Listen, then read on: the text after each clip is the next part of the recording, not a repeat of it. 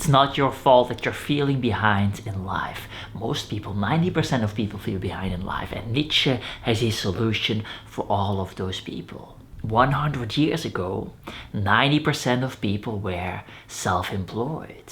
Now, 90% of people are working a corporate job. And in a corporate environment, it is impossible to not feel behind in life. You see, in a corporate environment, there are hierarchies. And by definition, when there are hierarchies, most of the people in that pyramids are not on top and will feel behind to some extent. But that's not what Nietzsche was talking about. There's something else about the corporate position that makes it impossible for people to not feel behind in life. On my walk today, I was listening to Nietzsche's Genealogy of Morals, where he has this beautiful sentence. I'm paraphrasing here. He says something like, all men who have built their personal heaven build it out of a personal hell they went through before that. And they found the energy to build their personal heaven in that personal hell. And so what he's talking about here is that all men, when they are building their personal heaven, find energy in the struggle that they go through in life. The struggle and the pain and the bad things that are happening in life give them the energy to build the amazing things that they build in life, the amazing businesses that they build, the amazing, inventions that they make, the amazing artworks that they bring to life. All from the pain. And so the struggle is what gives us energy. But what's more, and this is where it's so profound, he is talking about men who are building their personal heaven. He is not talking about men who are building the heaven for somebody else. He is not talking about people who are working to make somebody else's dreams come true.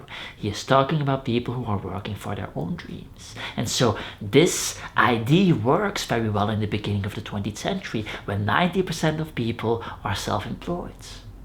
But when everybody is working a corporate job and everybody is struggling, but they can actually use the energy that they build up from that struggle to build their own thing, then it's just depressing.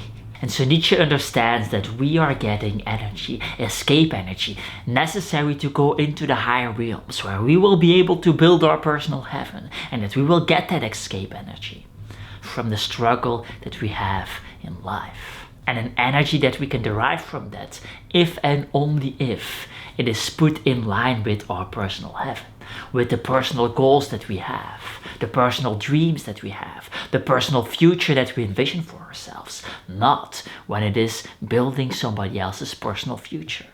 And intuitively we know this.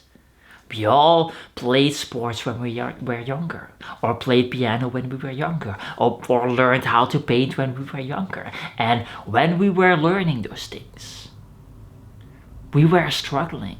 And in that struggle we found joy. The struggle wasn't painful. Even the painful elements of it were not painful.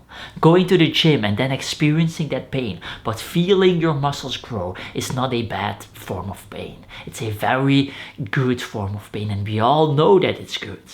And so we all know that struggle inherently is positive. But this new struggle that we have in the 21st century, where it is meaningless struggle for a job that we hate, suddenly it becomes very painful. And so the same event with a different context is either extremely painful and unpleasant, or extremely enjoyable and very pleasant, even though it's both painful. Let's take the following example. Let's say that you are running a marathon and you're at the 20-kilometer mark and you're in pain. Your feet are burning. You don't have any breath anymore. Like the slime in your mouth is just going all over the place, and you see your girlfriend on the sidelines. She's cheering, and you're like trying, and you remember all of the pain that you went through in the last couple of months, and you don't feel your legs anymore. And you think by yourself, what do you think by yourself? With all of this pain, you think by yourself, it's the best fucking time ever. This is what you've been training for. This is what you've been trying to do. This is what you set out, a quest you set out for yourself, and you fucking love it. You can't wait to win you not win, but you can't wait to finish the marathon and be proud over your accomplishment, talking with your girlfriend next to the line. Now let's take the same scenario. It's a 20-kilometer line and you're running a marathon and the pain is unbearable and you can't feel your feet anymore and the slime in your mouth and the whole thing is the exact same thing. But in this second scenario, you are running the marathon because your boss said, if you don't finish a marathon, I'm gonna fire you. In the second scenario, it's not that much fun. You didn't want to do this. You're not here. Like, it's the same pain. It's the same struggle. It's the same experience. But you fucking hate it. You didn't even want to be here in the first place. And so this is what life is all about. In the 21st century, when 90% of people are working for somebody else in some kind of corporate illusion, the struggle is unbearable. They are in the 20-kilometer line in our second example. This is what Nietzsche is explaining. This is what Nietzsche is talking about.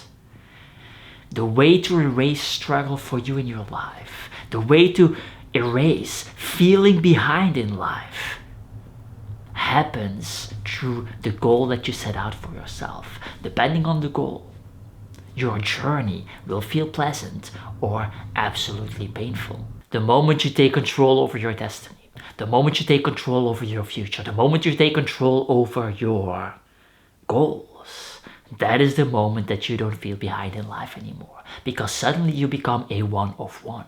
You become something that can be compared to anyone else because you're on a unique journey. The moment you step into a corporate position, you suddenly erase your uniqueness and you erase your personality and you erase everything to the point that it's not only feeling miserable, but you can compare yourself to others. And it's in that comparing yourself to others, similar people in similar positions that have a different life, that you can feel behind because they are in the same position but they're younger, or they are in the same position but they get more money, or they are in a higher position and are younger, etc., etc., etc.